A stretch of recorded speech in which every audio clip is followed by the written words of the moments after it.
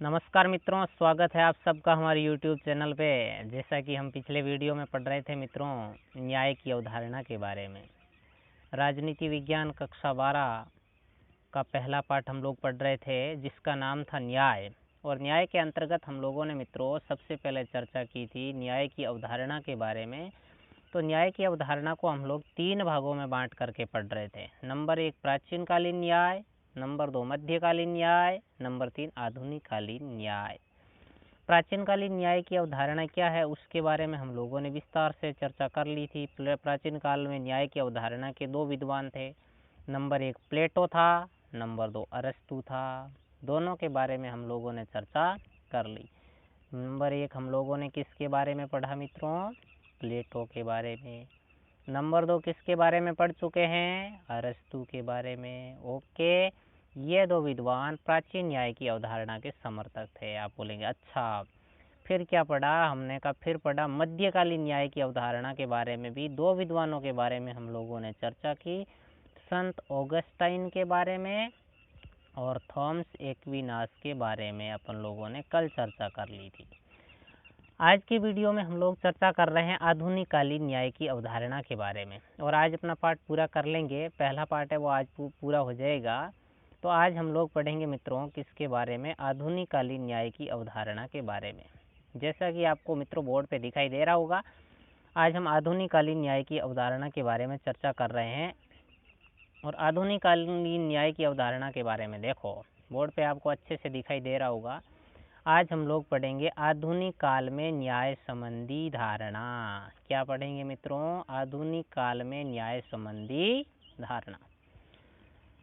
आधुनिक काल का अर्थ होता है मित्रों 17वीं शताब्दी से लेकर के आज तक का जो समय है, 17वीं शताब्दी से लगा करके आज तक का जो समय है, इसको हम लोग क्या कह सकते हैं? आधुनिक काल में न्याय संबंधी धारणा कह सकते हैं। आधुनिक कालीन न्याय की अवधारणा देने वाले हम लोगों को यह 4 विद्वानों के नाम याद रखने।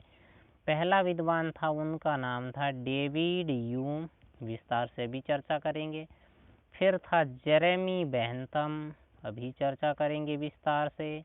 फिर तीसरा विद्वान था J.S. मिल, जो कि जेरेमी बेंथम का शिष्य था।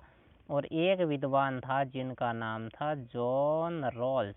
ओके मित्रों, तो आधुनिक कालीन न्याय की अवधारणा में कितने विद्वान आते हैं? 4। Number 1 David Hume, number 2 Jeremy Bentham, number 3 J.S. मिल और नंबर 4 जॉन रॉल्स। इन चारों के बारे में जब हम विस्तार से पढ़ेंगे तो आधुनिक कालीन न्याय की अवधारणा अपन लोगों को प्रॉपर तरीके से समझ में आ जाएगी। चलो मित्रों शुरू करते हैं। आधुनिक काल में न्याय संबंधी धारणा के अंतर्गत पहले विद्वान थे, उनका नाम था डेविड ह्यूम।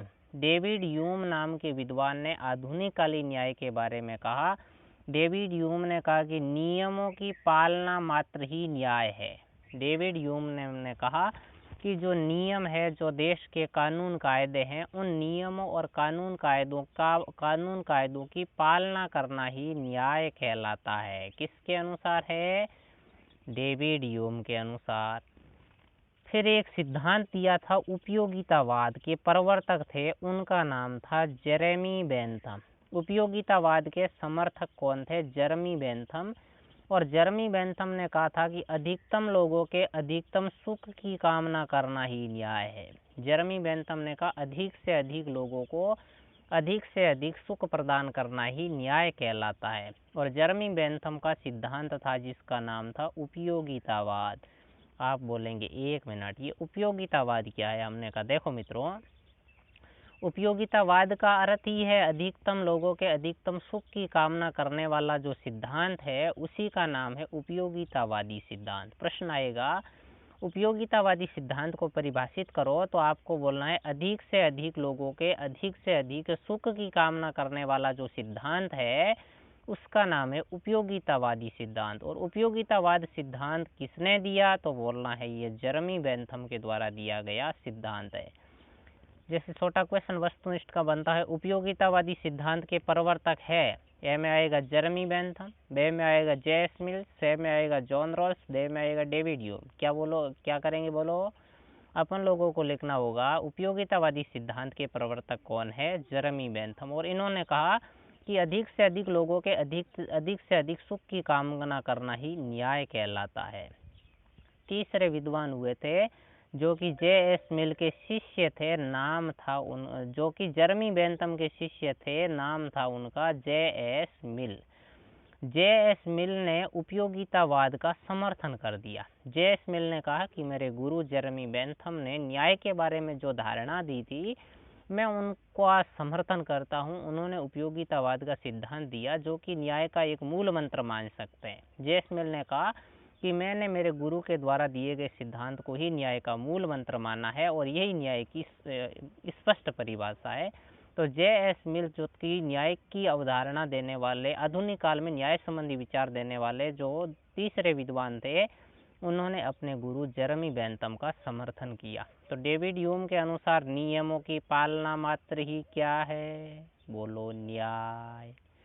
जेरेमी बेंथम ने कहा कि अधिक से अधिक लोगों के अधिक से अधिक सुख की कामना करना ही क्या कहलाता है, उपयोगितावादी सिद्धांत, और इसी को उन्होंने न्याय कहा।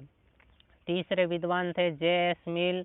J.S. मिल ने कहा कि मैंने मेरे गुरु के द्वारा दी गई अवधारणा का समर्थन किया है, उपयोगितावाद को मैं न्याय का मूल मंत्र मानता हूँ। इस प्रकार आधुनिक काल में न्याय संबंधी देने वाले तीन विद्वान David Hume, Jeremy Bentham, J.S. मिल अपने हो गए। क्लियर मित्रों, समझ में आ गए? ओके।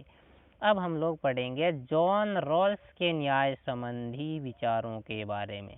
किसके बारे में पढ़ेंगे मित्रों? जॉन रॉल्स के न्याय संबंधी विचार।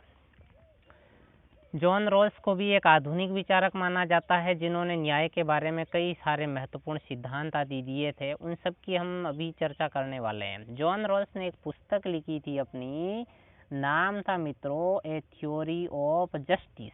क्या नाम था? A theory of justice. John Rawls की पुस्तक का नाम था ए थ्योरी ऑफ जस्टिस, और ए थ्योरी ऑफ जस्टिस में उन्होंने अपने न्याय संबंधी विचारों का प्रतिपादन किया। जॉन रॉल्स ने कहा था कि जेरेमी बेंथम ने जो उपयोगितावादी सिद्धांत दिया है, मैं उसको नहीं मानता हूँ। जॉन रॉल्स ने उपयोगितावादी सिद्धांत को त्रुटिपूर्ण बताया और उपयोगितावादी सिद्धांत की आलोचना की। इन्होंने कहा कि उपयोगितावादी सिद्धांत अच्छा नहीं है, यह तो सिद्धांत बहुमत की अल्पमत पर तानाशाही स्थापित कर देता है। जॉन रॉल्स ने कहा कि उपयोगितावादी सिद्धांत है वो बहुमत की अल्पमत पर क्या स्थापित कर देता है, तानाशाही। इसलिए जॉन रॉल्स ने उपयोगितावादी सिद्धांत की आलोचना की और कहा कि उपयोगितावादी सिद्धांत सही नहीं है क्योंकि ये बहुमत की अल्पमत पर तानाशाही स्थापित करता है। तो किस विद्वान ने उपयोगितावादी सिद्धांत की आलोचना की? तो हम लोगों को याद रखना है कि जॉन रॉल्स ने उपयोगितावादी सिद्धांत की आलोचना की। और फिर जॉन रॉल्स बोले कि मैं देता हूँ न्याय का सिद्धांत।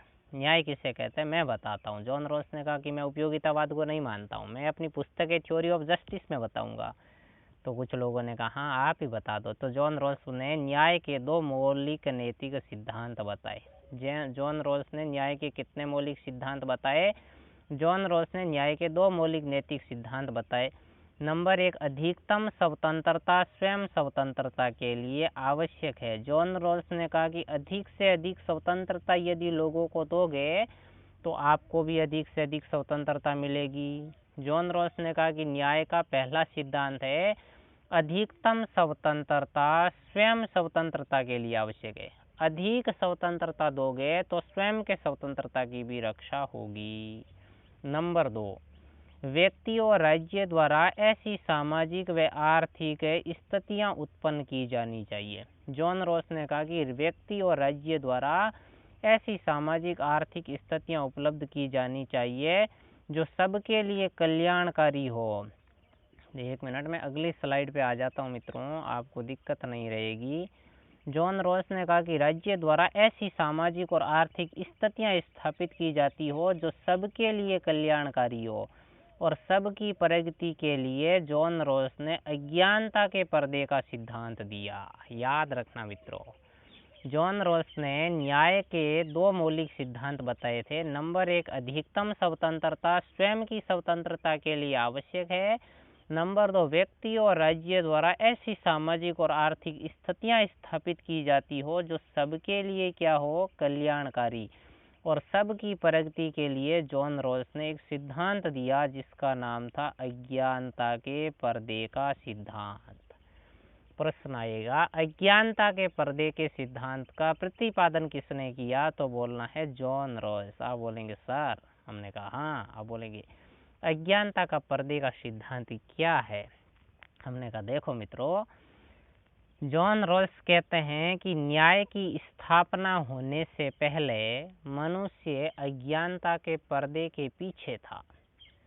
जॉन रॉल्स ने कहा कि न्याय की स्थापना होने से पहले मनुष्य अज्ञानता के पर्दे के पीछे था, लेकिन जैसे ही न्याय की स्थापना हुई मनुष्य ने अज्ञानता के पर्दे को छोड़ दिया और समाज में उसका स्थान है वो उच्च हो गया। इसी सिद्धांत को कहा जाता है अज्ञानता के पर्दे का सिद्धांत, जो कि किसने दिया?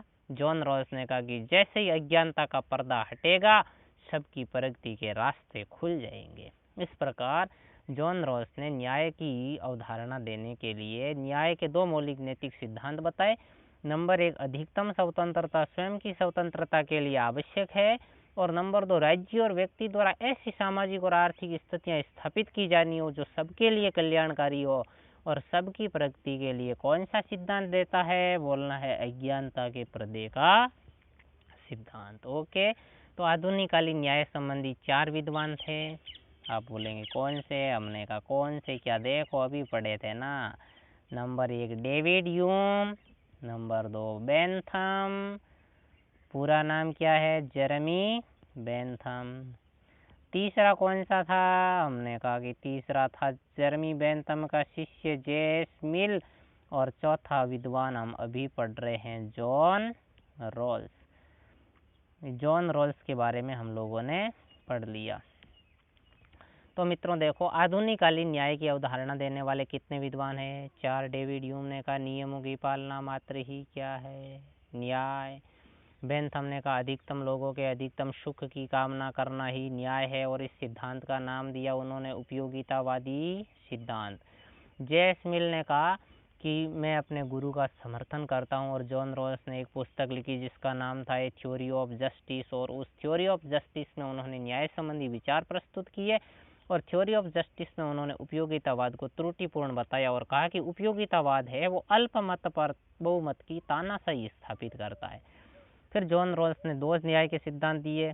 नंबर 1, अधिकतम स्वतंत्रता स्वयं स्वतंत्रता के लिए आवश्यक है, और नंबर 2, राज्य और व्यक्ति द्वारा ऐसी सामाजिक और आर्थिक स्थितियां स्थापित की जाती हो जो सबके लिए कल्याणकारी हो और सबकी प्रगति के लिए। कौन सा सिद्धांत दिया? अज्ञानता के पर्दे का सिद्धांत। इस प्रकार आधुनिक कालीन न्याय संबंधी अवधारणा अपनी हो गई समाप्त।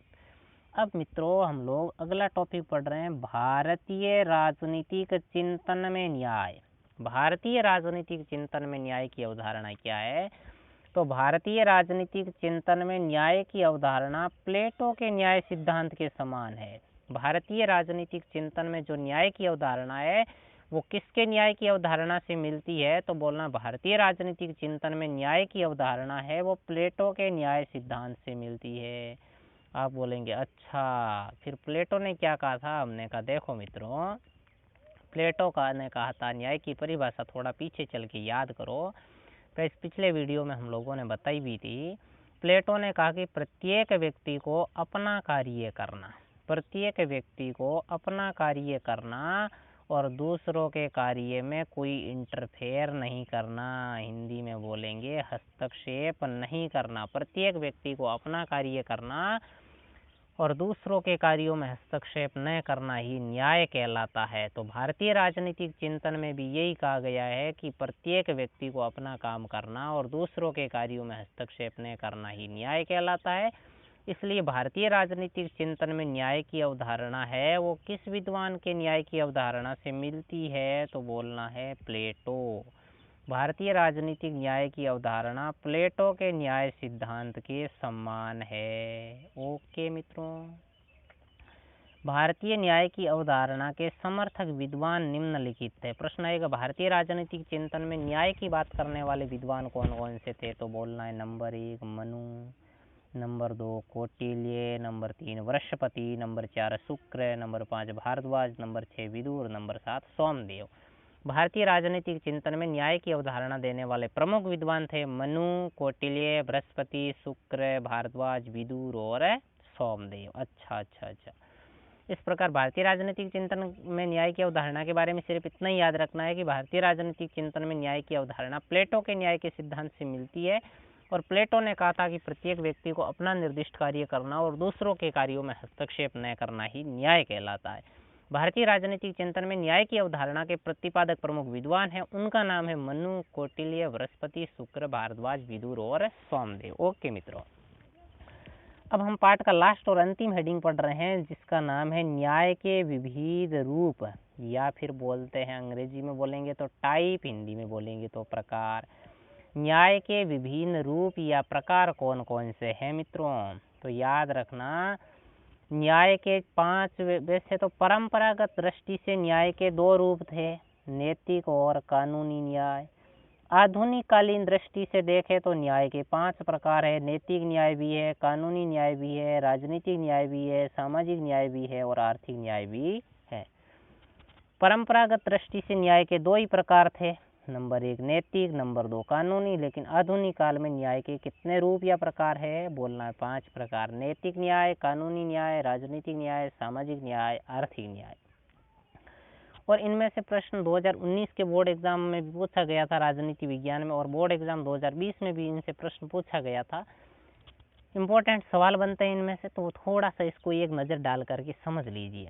न्याय के 5 प्रकार है। पहला है जिसका नाम है नैतिक न्याय। नैतिक न्याय का अर्थ होता है प्राकृतिक नियम व प्राकृतिक अधिकारों के अनुसार जीवन व्यतीत करना ही न्याय है। नैतिक न्याय का अर्थ होता है प्राकृतिक नियम और प्राकृतिक अधिकारों के अनुसार जीवन व्यतीत करना ही न्याय कहलाता है। 2 चीज़ें याद रखनी, नंबर 1 प्राकृतिक नियम और प्राकृतिक अधिकारों के अनुसार कोई व्यक्ति यदि जीवन व्यतीत करता है तो उसे कौन सा न्याय बोलेंगे?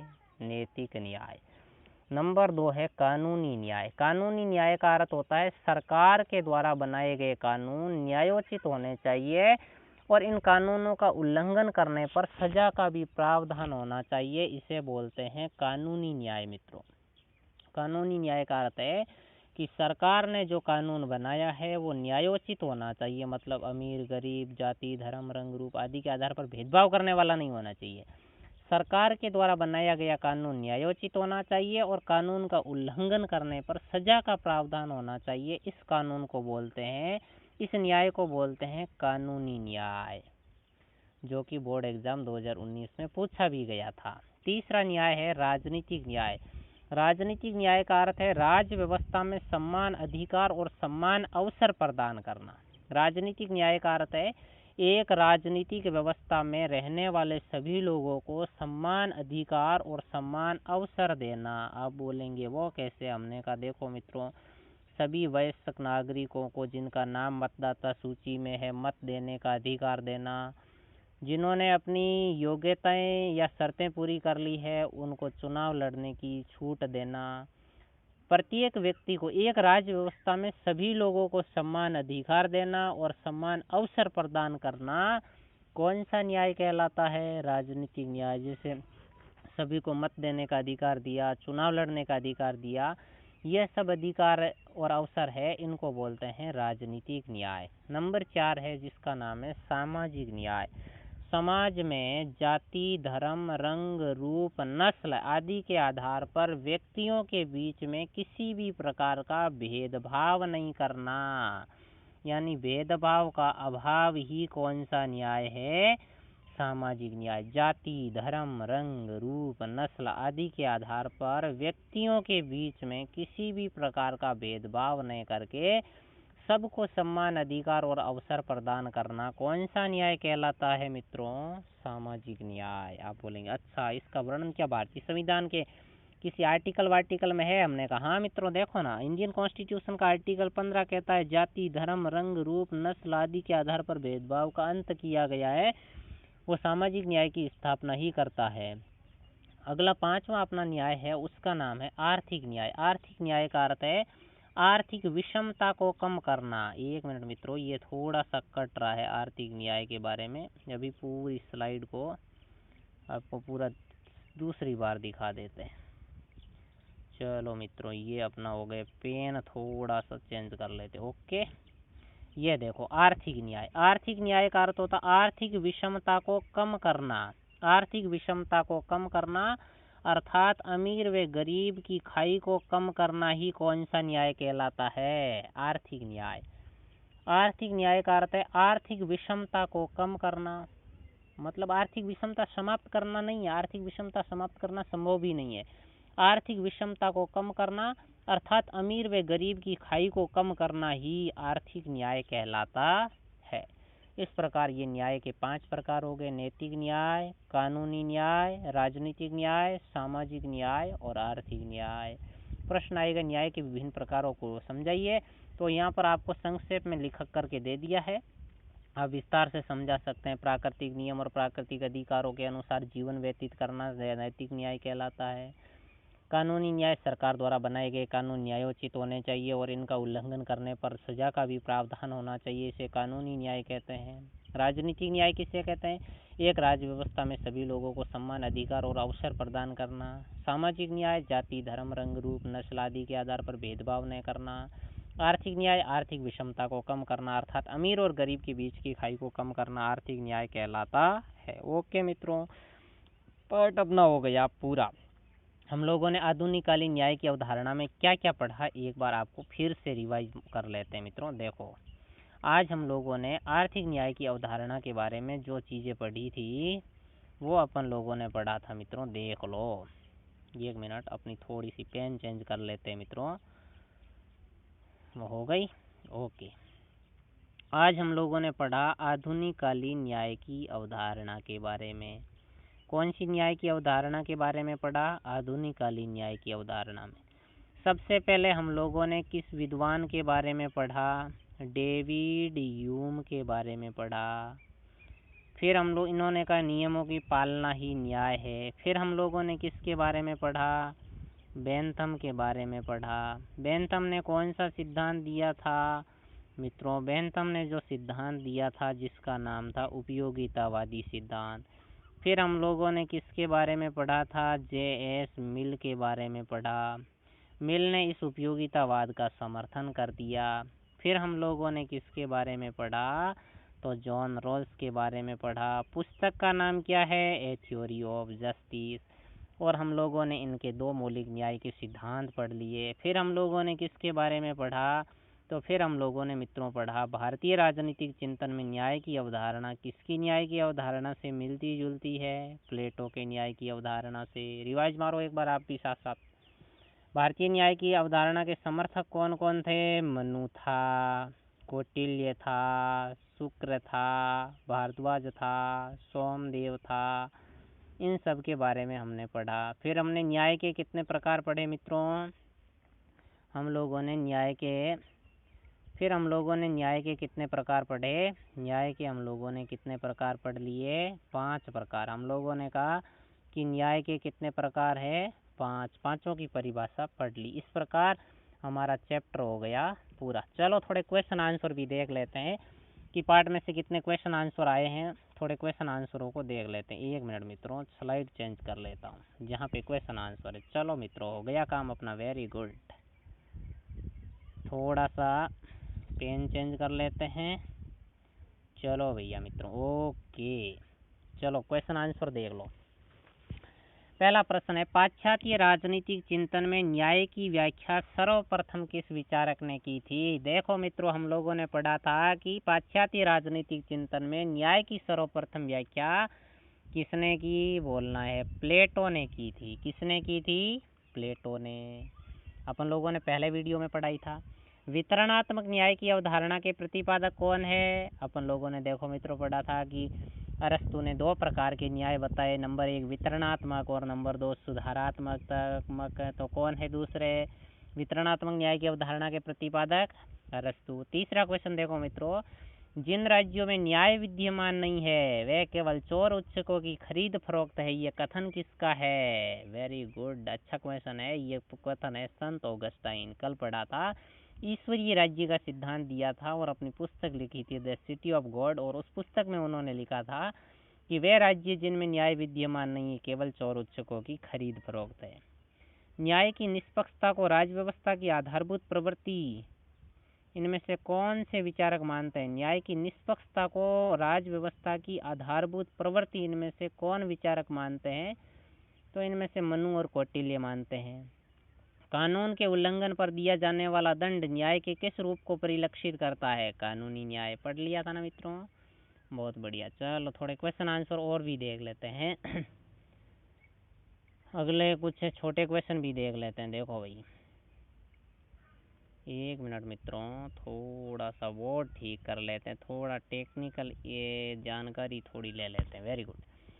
न्याय के भारतीय प्रतिपादक कौन कौन है? हम लोगों ने अभी पढ़ा, मनु, कौटिल्य, शुक्र, भारद्वाज। प्लेटो ने अपने किस ग्रंथ में न्याय संबंधी विचार प्रस्तुत किए? प्लेटो की पुस्तक का नाम बोलना है, रिपब्लिक के खंड 2, 3 और 4 में।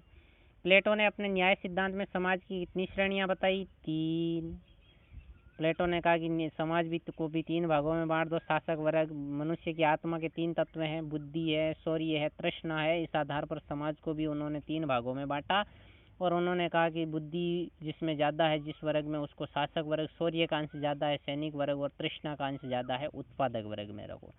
रिपब्लिक पुस्तक के रचयिता कौन है मित्रों? प्लेटो। अरस्तु ने न्याय के कितने प्रकार बताए? 2, वितरणात्मक और सुधारात्मक। अरस्तु का वितरणात्मक न्याय सिद्धांत किस बात पर बल देता है? अरस्तु का वितरणात्मक न्याय सिद्धांत कहता है कि शक्ति और संरक्षण का वितरण व्यक्ति की योग्यता और क्षमता के अनुसार होना चाहिए। अरस्तु का सुधारात्मक न्याय का उद्देश्य क्या है? सुधारात्मक न्याय का उद्देश्य नागरिकों के अधिकारों की रक्षा करना है। मध्यकाल में न्याय के 2 प्रतिपादक कौन कौन थे? हम लोगों ने पढ़ा, थॉमस एक्विनास और संत ऑगस्टाइन। आर्थिक विषमता की बात किस विचारकों ने कही? ये मार्क्सवादी विचारकों ने कहा था कि आर्थिक विषमता को कम करना। अज्ञानता के पर्दे के सिद्धांत का प्रतिपादक कौन था? John Rawls. और जॉन रॉल्स ने सामाजिक न्याय की स्थापना के लिए किस सिद्धांत की स्थापना की थी? अज्ञानता के पर्दे के सिद्धांत की। चलो मित्रों, मुझे विश्वास है कि आपको ये सेशन पसंद आया होगा। अगर पसंद आया है तो इस सेशन को ज़्यादा से ज़्यादा बच्चों तक शेयर करो, लाइक करो और सब्सक्राइब करो। धन्यवाद मित्रों, फिर मिलते हैं एक नई वीडियो के साथ।